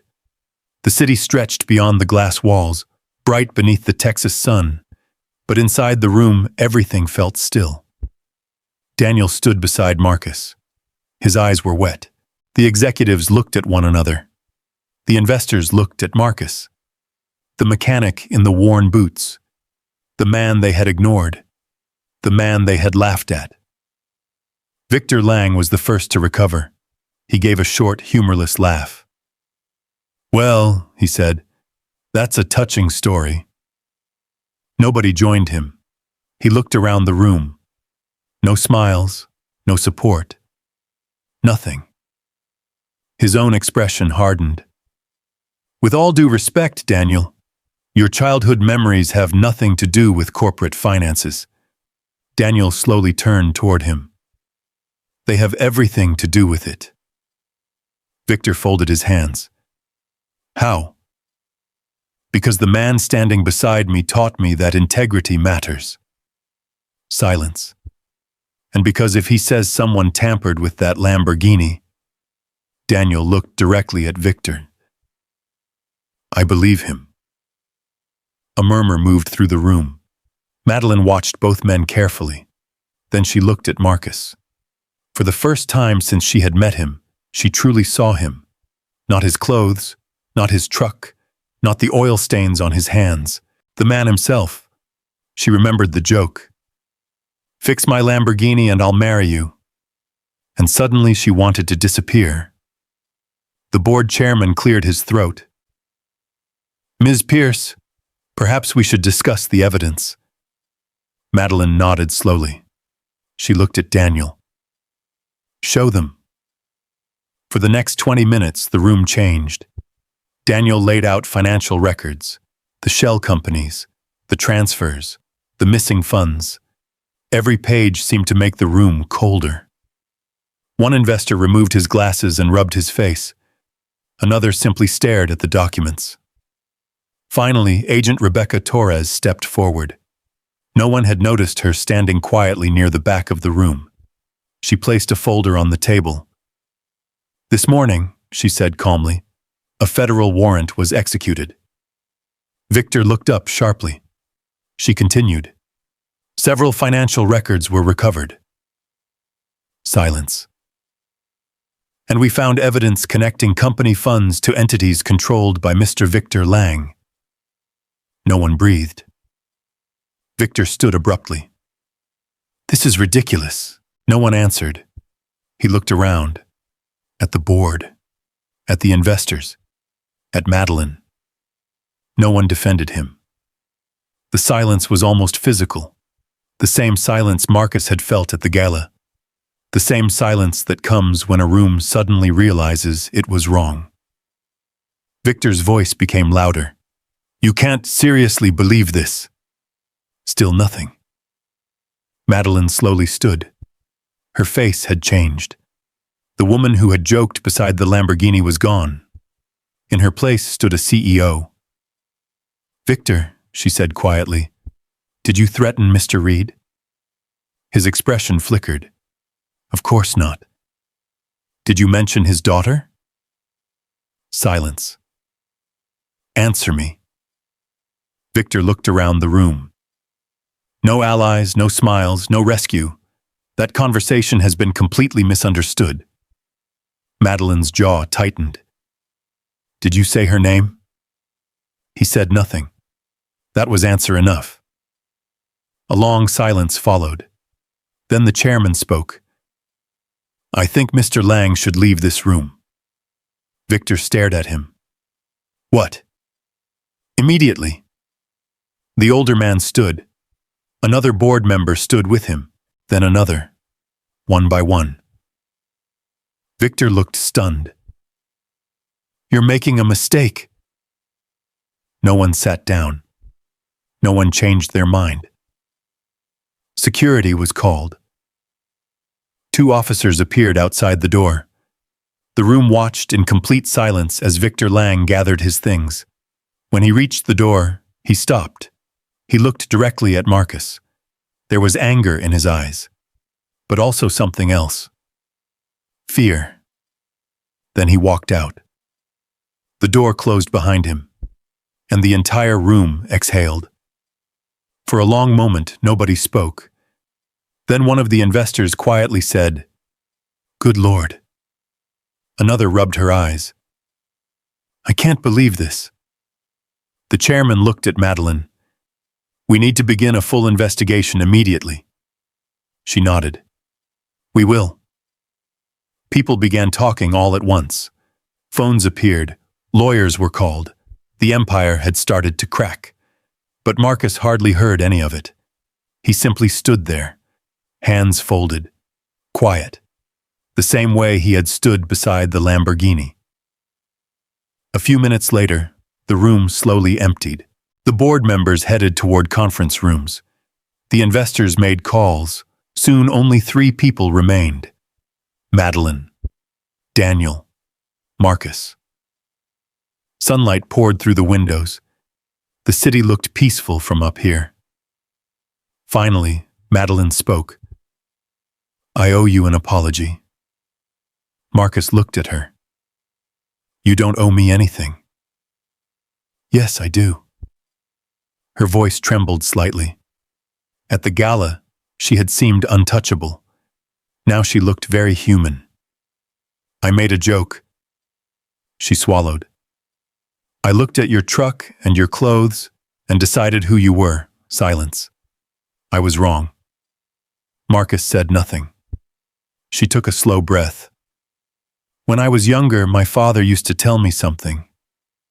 A faint smile touched her lips. He said that the most valuable people in the world usually don't announce themselves. She laughed softly. I guess I forgot. The room grew quiet again. Finally, Marcus smiled. It happens. She looked at him. You're being kind. I'm being honest. Another silence. Then she surprised him. Would you let me make it right? Marcus frowned. You don't need to. I want to. She looked around the boardroom. Everything I built almost disappeared because I couldn't see what was standing right in front of me. Daniel smiled softly. That's usually how life works. Madeline looked at him, then back at Marcus. Will you come by my office next week? What for? I don't know yet. That made him laugh. At least you're honest. She smiled. The first genuine smile he'd seen from her. Then she looked at the clock. And I think I owe your daughter an apology too. Marcus blinked. Why her? Because I scared her father. He didn't know what to say to that. Daniel looked out the window. The city shimmered below.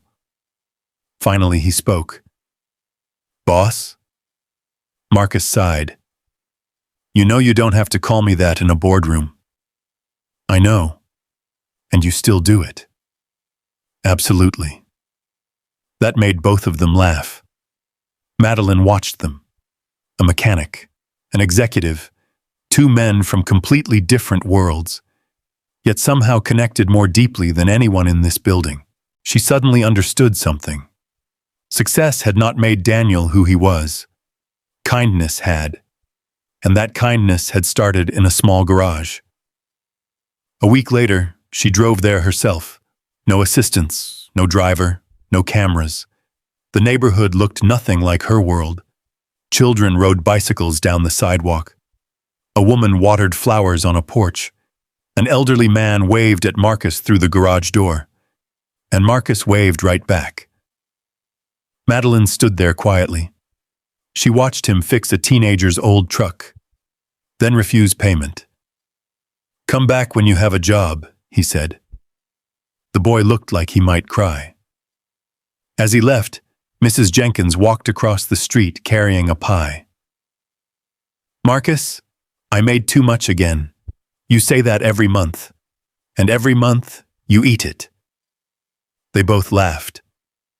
Madeline watched all of this in silence. A little girl suddenly appeared from upstairs.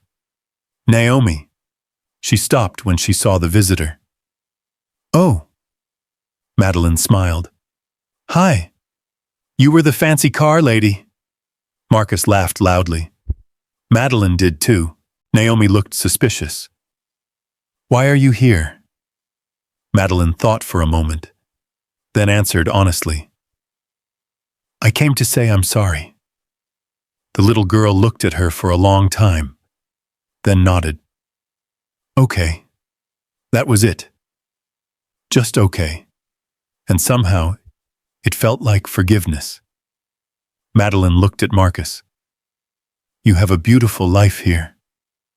He glanced around the garage. The old tools, the faded sign, his daughter, the neighbors.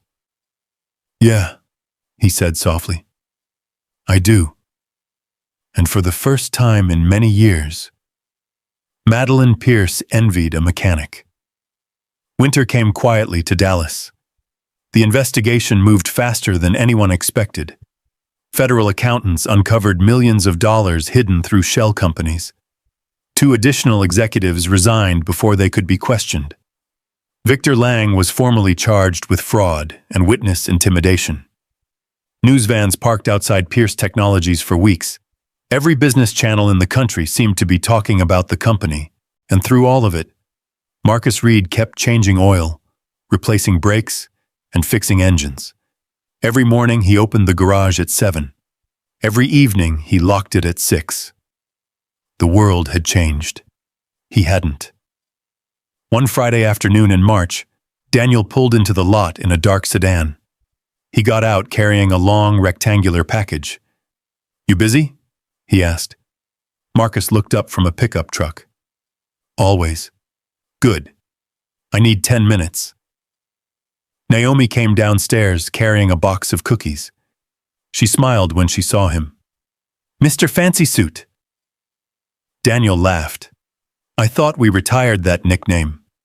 "Nope." She handed him a cookie. "What brings you here?" He looked at Marcus. "I have something." Marcus wiped his hands on a rag. "That sounds dangerous." "It probably is." The 3 of them sat in the office. Daniel placed the package on the desk. "I've been working on this for months." He slid it toward Marcus. "Open it." Marcus frowned. "I don't like surprises." "Too bad." Naomi grinned. "I like surprises." Marcus carefully untied the ribbon. Inside was a framed photograph. The old picture. 2 young men beside a rusted bicycle. The same photograph from the Lamborghini. For a long moment, he couldn't speak. "You had this framed?" he finally asked. Daniel nodded. "Actually, Madeline did." Marcus looked up. "Why?" "Because she wants to give it back to you herself." Silence filled the office. Then Daniel smiled. "She's also throwing a party." Marcus groaned. "No." "Yes. I hate parties. This one isn't optional." Naomi laughed. "I want to go, of course you do." 2 weeks later, Marcus stood in the ballroom of a downtown hotel wondering how his life had become so strange. Crystal chandeliers hung from the ceiling. A jazz band played softly. Reporters stood near the back. Employees from Pierce Technologies filled the room. Everyone seemed dressed for a magazine cover. Marcus wore his only suit. Naomi thought he looked handsome. He thought he looked uncomfortable. "You okay?" she asked. "No." She smiled. "You do the eyebrow thing." He laughed. "I'm never going to escape that, am I?" "Nope." Daniel walked onto the stage. The room slowly quieted. He looked around, then smiled. "A few months ago, our company almost disappeared." Silence settled. A lot of people worked very hard to save it. He looked toward Madeline. She nodded. "But tonight isn't about business." He paused. "It's about gratitude." He looked directly at Marcus. "There are people who change your life loudly." A few heads nodded. "And then there are people who change your life quietly." The room became still. "When I was 16 years old, I lost my father. No one moved. I had nowhere to go. A few people in the audience had never heard this story. They listened carefully. I was angry, scared, and completely alone." He smiled softly. "Then a mechanic found me sleeping behind a grocery store. The room remained silent. He gave me a couch. A few people smiled. He gave me breakfast. More smiles. He gave me a chance." Daniel's voice trembled, and every good thing in my life started there. He looked toward Marcus again. "I've spent 20 years trying to repay that kindness." Marcus looked down. Daniel continued. "I finally realized something." He smiled. I can't. Silence. Because kindness like that doesn't create debt. He swallowed. It creates more kindness. The ballroom was completely quiet. So tonight, Pierce Technologies is proud to announce the creation of the Marcus Reed Scholarship Fund. A soft murmur spread through the room. The large screen behind him lit up. Photographs appeared. Marcus fixing cars. Marcus carrying groceries for Mrs. Jenkins. Marcus helping a teenager with a flat tire. Marcus and Naomi. The room watched in silence. The scholarship logo appeared. For students who need a second chance. Daniel smiled. Every year, this fund will help young people who need someone to believe in them. Tears filled Marcus's eyes. He didn't even try to hide them. Daniel stepped down from the stage. Then he looked at him and said quietly, "Boss, this one is yours." The entire room stood. Applause filled the ballroom, long, warm, sincere. Marcus looked around in disbelief. These were the same kinds of people who once would have walked right past him. Now they were on their feet, clapping, thanking him. Naomi squeezed his hand. "Dad?" He looked at her. "You're famous." He laughed through his tears. "I really hope not." Then Madeline walked onto the stage. The applause slowly faded. She held the framed photograph in her hands.